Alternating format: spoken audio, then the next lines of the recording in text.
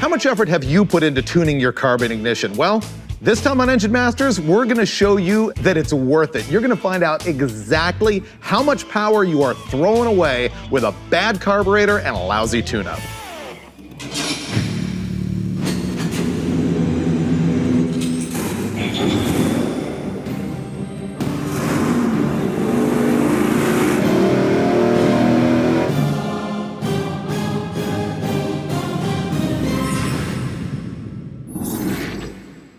Air-fuel ratio, ignition timing. These are terms you hear on every single episode of Engine Masters, but we never really explain exactly what it is, what the effect is on performance, and how you can alter it, and that's exactly what this episode is going to be all about. And here's the thing, it seems really basic, but I've never seen a story in a magazine or on video that shows you how that tuning directly affects power. And we're gonna do that by showing you air-fuel ratios from pig fat all the way up to dead on, and we're gonna run ignition timing from way out of whack to directly in whack. Here's the engine that we're gonna do it on. This is our basic, what I always call our ultimate average street engine. It is a Blueprint Engines crate motor 383. It's got Blueprint heads on it that aren't exactly what come in the crate. They're a little bit of an upgrade. It makes about 460 horsepower. It is a very standard engine that you'd see in a lot of street machines, but divert your attention to the fact that it's just another small block Chevy. What we're gonna show you here really applies to any engine, even if it is not carbureted, even if it has direct coil on plug ignition, the basics of air-fuel ratio and ignition timing are going to be the same. So here's what our test regimen is going to be. We're going to go hang this thing on the dyno, and in the very first portion of the show, we're going to show you ignition timing from bad to not quite as bad to pretty much okay. And then we're gonna go back and show you air-fuel ratios from way too rich to way too lean. So the first portion of the show is gonna be all about ignition timing. Let me clarify that in this test, all we're really concerned about is what's called total timing or total advance, meaning it's the ignition timing setting when you're at wide open throttle at high RPM, all you care about is horsepower. We're not discussing ignition timing curves because those don't matter on the dyno because we're at wide open throttle above 3,000 RPM the whole time. We're not even gonna discuss initial timing, which is a completely different thing. All we're looking at is what timing makes peak power. Now, on the small block Chevy like this, typically we say it's 35 degrees. What does that mean?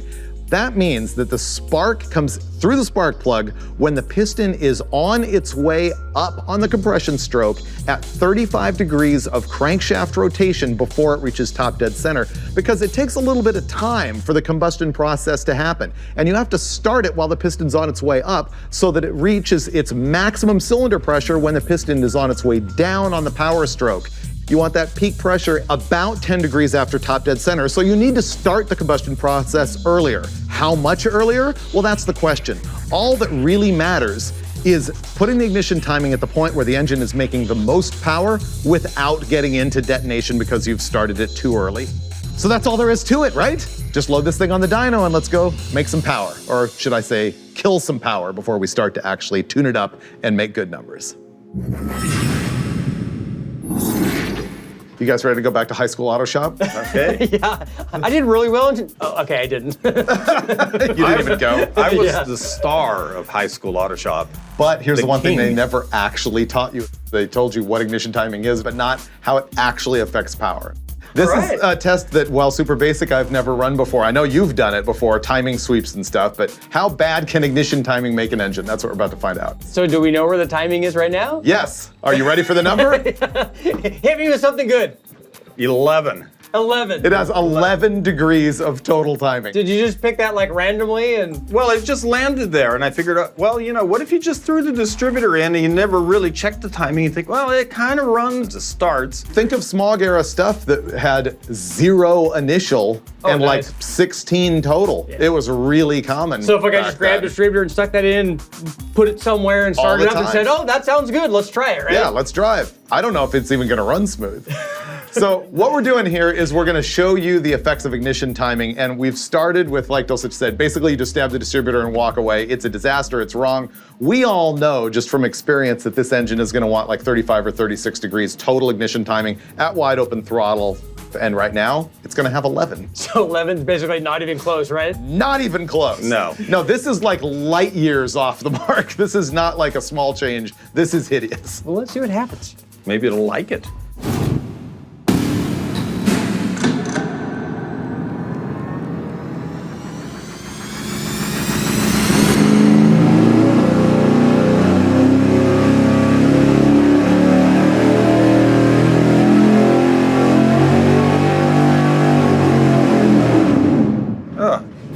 See the exhaust? No, I wasn't looking. I was actually watching the AFR. You know, it looks like when there's nitrous, right? Yeah. And the cone comes out. That's what was It happening. was, yeah. Got some blue That's flame because coming all the out. combustion's in the header. Oh yeah, that's external External combustion yeah. engine. With the timing retarded that badly, what's happening is it's lighting the flame so late that it's burning out the exhaust valve and out the exhaust. All right, let's see what it did. Oh, that is not only no power, that's ugly power. Look at all this. What did I call this before? Struggly? Yeah. So we made 365 pound-feet of torque at 4,100 RPM and 320 horsepower at 5,300 RPM, which is 100 down or more. It's close, right? Well, we don't know until we tuned it up, right? That is hideous. Okay. This is definitely struggling. That's struggling. Yeah. I'm surprised it ran this well, to tell you the truth. I couldn't believe we got all the way through the pool because I've never run anything with like that little timing in it. So I say let's go to 20. Make a big step. How about 21? Okay. Yeah. So, Put 10 degrees in it. 20-ish, basically, huh? Put 20-ish. So Steve's gonna go out there and readjust the timing to 21 degrees of total advance.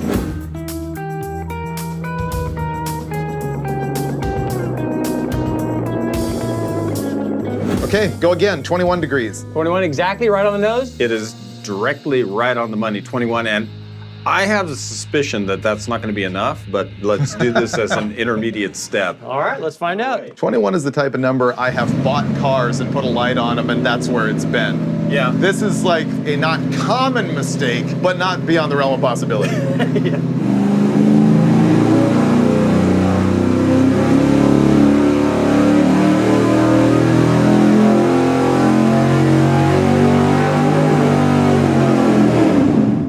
Okay, let's see what that did. Moment of truth. Oh, look how much difference it made though. Way better. So there's our pull, making a whole lot more power, 10 degrees more timing, and it's still not awesome, but we did make 408.8 horsepower at 5,400 RPM and 437.4 pound-feet at 4,300. So the RPM came up just a little bit, but what I'm dying to see is the overlay. Yeah. So let's have a look at 11 degrees of total timing Holy versus 21 moly. degrees of total timing.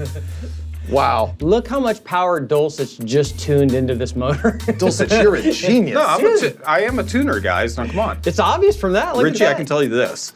If some is good, more is better. That's so right. I think it's time for more timing. What are you gonna do? I'm going to give it 10 more. 31. Nice. I Okay. like it. 31 degrees coming up.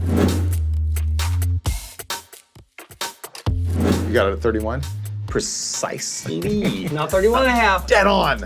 Let's find out what happens. Go.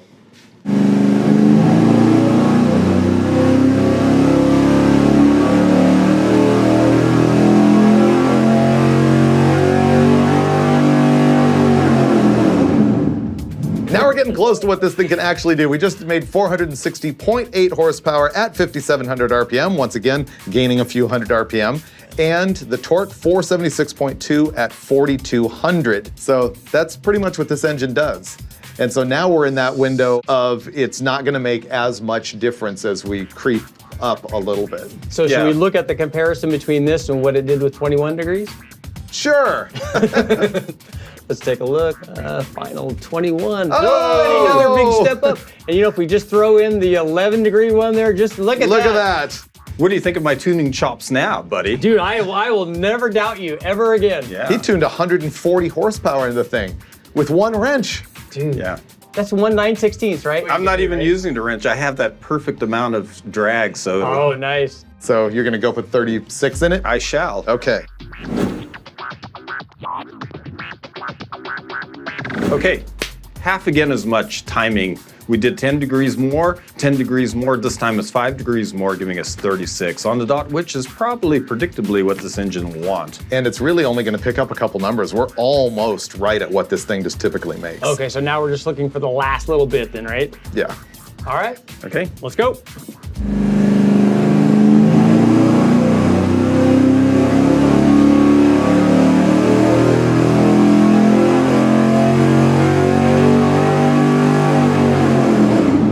For performed as expected. And there we go, 466.1 horsepower at 5,700 RPM, 479.6 pound-feet of torque at 4,400 RPM. And from experience, we know that's it. This engine doesn't really want any more. And really, you can also know that that's correct because it's not going to get any better with more timing from here, which we could probably find out if we give it even more. Then you start getting into big detonation problems. Then you're fighting, the piston's still working its way up and you're going, no, I'm gonna make combustion that prevents that from happening. And I think we can see in our steps, now that we've gone up to 36, that it's better to err on a little bit less timing than it is to be on a little bit more timing. Yeah. Too much timing is way worse on an engine than not enough. Yeah. Let's talk a little bit though about our experience on timing, because a lot of people will look at this and say, well, but timing is going to be completely different if I have a different intake manifold or a different air-fuel ratio or different headers. So here's my thought on that. Timing curve changes with those elements and changes with how heavy the vehicle is, what converters in it, what gear ratio is in it. The peak performance at wide open throttle, that timing number, in my opinion, is affected by stroke and chamber design. Exactly. And something with really short stroke tends to want more timing than something with really long stroke because the piston's moving slower. Yeah, and then if we increase the pressure in the chamber, like with boost or something like that, we increase the flame travel speed, so we want to retard the timing. If or we nitrous. Or something, nitrous, same thing. So why is flame travel speed faster under boost? Because the flame travels faster because everything's pushed closer together, so it's easier for it to travel through there. Which is the same thing that happens if you have a high compression ratio engine. Higher compression ratio engines also like less timing than low compression ratio They engines. respond to less timing. And on a boosted motor, if you put too much timing in it, the window that you have to get away with that, like on this thing, we can get away with it. Yeah, we got a pretty good sized window, but on a boosted deal, oh man, you're in for trouble. Better safe than sorry, I'd say for sure. Yeah. Let me ask you on a boosted deal, you would frequently go down to like 20 degrees of timing on something with a lot of boost. Yeah, we would certainly start down in that range. At what point is there too little timing even with boost? Like I've seen guys run 6, 8 on LS deals with like 25 pounds on them. I've never run stuff down that low. We don't find, because we always look at the power curve. It tells us, hey, look, if we run 10 degrees of timing, it does this. And if we run 12 or 15 or 18 or whatever, it does this. And we know kind of where that window is to be safe. And I don't like running too little any more than I like running too much, because as you see, you start getting a bunch of flame coming out and stuff. And for the turbo stuff, it's all coming out into the turbo. We don't like that. Yep. So I think with timing, it's got to be right in that safe window and not on either side of it. Okay, so that's your lesson on ignition timing. And next we're going to move on to showing you what happens when air-fuel ratio gets really bad. Ignition timing makes a way bigger difference than you ever thought, huh? I was kind of blown away. So that was part 1 of our show. Now we're moving into part 2, which is all about air-fuel ratio. So what is that? Pretty simple. If you have an air-fuel ratio of 10 to 1, then you've got 10 parts air to 1 part gasoline going through the engine. Now, you can't really tune the amount of air going through your engine. For any particular combination like our 383, it's RPM dependent. It's gonna take the amount of air that it's gonna take. So what you're gonna adjust is not the air, but the fuel. Here's what we're going to do. We are not gonna mess with any other aspect of the carburetor other than the main jets in both the primary, which is the front, or the secondary, which is the rear of the carburetor. These are the main jets right here. So this float bowl holds fuel. The jets are what is metering the amount of fuel that is going into the main well of the carburetor and through the boosters. On our 383 with the correct tune-up, this Holley 750 CFM carburetor really likes a 76 jet. I'm gonna start out super, super stinky fat, meaning rich, meaning a very low number, like a 9 to 1 air-fuel ratio. I'm gonna do that with a number 100 jet in the carburetor. I'm going 100 square. That means all 4 jetting positions are gonna have a number 100 jet. You've heard the expression stoichiometric ratio, 14.7 to 1, supposedly the optimal air-fuel ratio for gasoline. Well, that's not really true for wide open throttle performance. Typically, a cruise around engine is going to want somewhere in the neighborhood of like 12 to 13 to 1, sometimes even high 11s. They definitely don't want 14.7. That's too lean. As we're about to show you, we're gonna start stinky fat around 9 to 1 and work our way up to that roughly mid-12 level number. But first, I'm gonna make this thing huff black smoke. It is gonna blow these guys' minds. Okay, dudes, AFR, ready? Yes, I'm ready. I have written on this piece of paper the jetting that is in this carburetor right now. You know what it says? 100 in the primaries, 100 in the secondaries. Ooh, that might And be that's big probably fat. only because we didn't have 101, right? Right. That was as big as we had. So the goal here is to make the thing pig rich, completely burbly bad, 9.5 to 1 kind of rich. All right, well, let's see what it does. Okay. Agreed.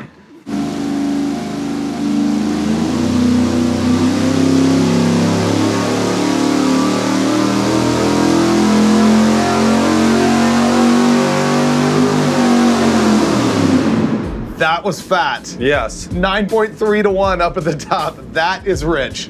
That's drive the thing around and it's going blah, blah, blah, blah, blah, blah, blah, and like blowing black smoke and I'm amazing how clean it drove through all that. Yeah. Still drove. Like in the 9s, you'd think there's no way it's got to be blowing up black smoke and misfiring and doing all that stuff. It seemed to power through it. Yeah. So let's see where we are. All right, there's our power curve at pig fat levels of like 9.3 to 1. Look at this weirdness as the engine's trying to recover Oh yeah. right on the load Yeah. in. This is literally the engine struggling to get through the fuel. This is asking us if you're sure that you want to try to be running at Yes, it. and normally you'd be going, no thanks, let me solve this Yeah, problem. And it did all that on the way to 428.6 horsepower at 5,500 RPM, and it made 451 pound-feet of torque at 4,100, which immediately tells you that fuel is not as important as timing. Oh, yeah. Bad timing kills a ton of power. Hideous fuel didn't pull quite as much. And that's about all the fuel that you would possibly want to throw at something before it would just shut Not itself run. off. Yeah. Yeah. Guys Absolutely will terrible. try to run that fat sometimes. You hear them going down the track. But how fat is fat? Let's have a look at the curve and see All what, right. put All some right. numbers to it. So this is with jets of 100 in both the primary and the secondary.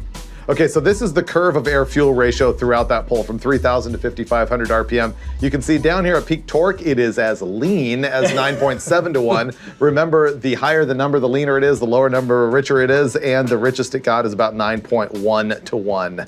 Yeah, I would call that pig fat from end to end. This Okay. is right on the verge of hydrolocking, I think. It's got so much fuel. Yep. All right, so let's go throw some 90 jets in it and see what a 10 jet jump makes as far as difference in air fuel ratio. Excellent. All right, we're gonna go jet this thing. All right. Lean it out. I've never worked so hard to make the tune-up so wrong. Richard has. Oh wait, is he standing there? Oh. There we go. My prediction, it's going to be better. Yeah, I think so. Okay. Now we got the jets at 90 and 90. So let's find out what that changes in AFR and power. So let's see where we are.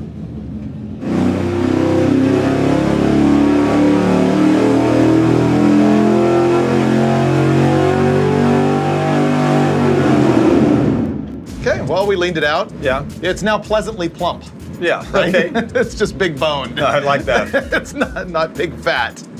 You're not Just a fat little shaming bit our rich. engine, are you? I am fat shaming our engine. How dare you? And what was the effect on power? Let's see. There's our power with 90 and 90 jets that put us at an air fuel ratio of between 10.3 to 11 to 1. We're looking now at 451 horsepower, more kind of normal at 5,700 RPM, 462 pound-feet of torque at 4,300. That's cool. Let's make it better. Where do you want to go next? Do you want to put it back to normal, 76 square? Yeah. Let's go all in. All right, we're gonna go put the thing back to where we had it when we were running it earlier in the show when we were doing our timing sweeps, which is jets of 76 and 76. Okay? Yeah. Put her back.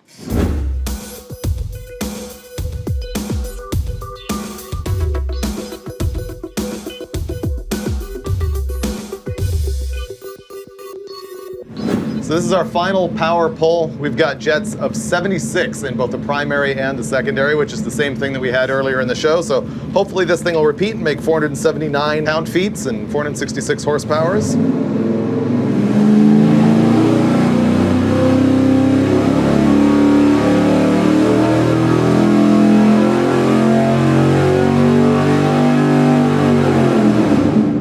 Okay. Looks like baby's back. Yeah. Let's first have a look at the air-fuel ratio curve to see how much of a change we made with a difference in 14 jet sizes. Alrighty. Okay, so now we've got air-fuel ratios going from, at the leanest point around peak torque, 13.0. And usually with a carburetor, you tend, I mean, unless something's wonky going on, you tend to see it leanest at that point. At the torque peak. It's where the engine's most efficient. Yep. And then the richest point, which often comes at higher RPM because as more airflow is coming through the carburetor, it tends to draw more fuel and makes it a little bit richer. Then we've got it up there at about 12-1. What did that do to power? Okay, let's see where we are. And on our final tune-up, the power is back to where we wanted to see it, pretty close to what we had earlier in the day, 467 horsepower and 477 pound-feet of torque. So what did we actually learn from that, though? I think the thing I learned is that timing is way more critical than air-fuel ratio. Oh yeah, absolutely. Right. And I think and going the other way too, you're a lot more likely to ruin a motor with excessive timing than you are with air-fuel. So I think that was like one of the most simple tests we've ever done on the show. You know, we had to bring it down to Richard's level. But, Exactly. but I learned something every single time. Did you? Yeah, I did. It was great. Yeah? Yeah, it's good stuff. I like the way the ignition timing just made a big difference. I can't believe huge. how much power we took away from that when we took away all of that ignition timing. I mean, it was a ton. And then Yeah. Dulcich, of course, tuned it all right back in, right? Well, yeah, I know. I'm a tune-up master. Oh man, you're right. the virtual Andy Granatelli of the show. Wow. All right, let's go Thanks, wrap this Freiberger. thing up. Dude, I don't think we've ever worked so hard on the dyno to figure out how to make the tune-up terrible. I know, but I see guys not work that hard and they make their tune-up terrible. It just comes naturally. Even with super good parts, and they I wonder, know. how come my car doesn't run, or why is it so bad, you know? The thing that stand out for me is that you can be quite a bit too rich and it doesn't give up that much power. But the disaster is not having enough ignition timing. Oh, you're throwing horsepower right out the window at that point. Of course, the thing that we didn't show on the dyno, because I didn't want to blow up our beloved 383 here, is how you can go completely wrong. If you get your air-fuel ratio at wide open throttle, especially under a big load, leaner than, you know, like 15-1 for any period of time, you melt pistons and blow up your engine. That's bad. If your timing is even in the 40s when it should be in the 30s, Or 50s sometimes when you're at the drag 50s. strip and you're thinking, well, we'll advance just it a crank little more bit. in. Yeah. The Dulcich maneuver. Oh, I thought you wouldn't That mention can that. be bad. That can rattle your thing to death too. But the other thing I wanted to point out about our tuning that we did here on the dyno is that it shows nothing about street drivability. We can just throw jets at the carburetor. All we're worried about is wide open throttle performance. Right. So if you want to learn more about how to actually tune the carburetor for drivability in real street conditions, remember when we did that on Roadkill Garage? Oh, that was super fun. That was our Yeah. 60 what? Well, it's a 65 Ford 4x4. I think it's episode 29. Yeah. We took a Holly carburetor, put it on our 390 FE, and we showed you how to actually tune for street drivability in addition to wide open throttle performance. So make sure to check that out. It's here on Motor Trend as well. Oh, well, As we are every single month, right? at least twice a month. At least twice a month, because Yeah. Steve and I do Roadkill Garage and Engine Masters, and occasionally Roadkill. We got a good one coming up. So check all of that out on Motor Trend, and also you can follow us on social in between shows. The Engine Masters show is at Engine Masters on Instagram, and on Facebook it's actually called Hot Rod Engine Masters. On Instagram and Facebook, I'm at David Freiberger. He's at Steve Dulcich. Dulcich. Richard Holdner is Richard Holdner. Oh, we And, all use our names. I know. We're not it's- creative Came at out all. so conveniently, though. And we'll see you next time on Engine Masters every month on Motor Trend. Go. Think Richard can hear what we're saying about him right now? No.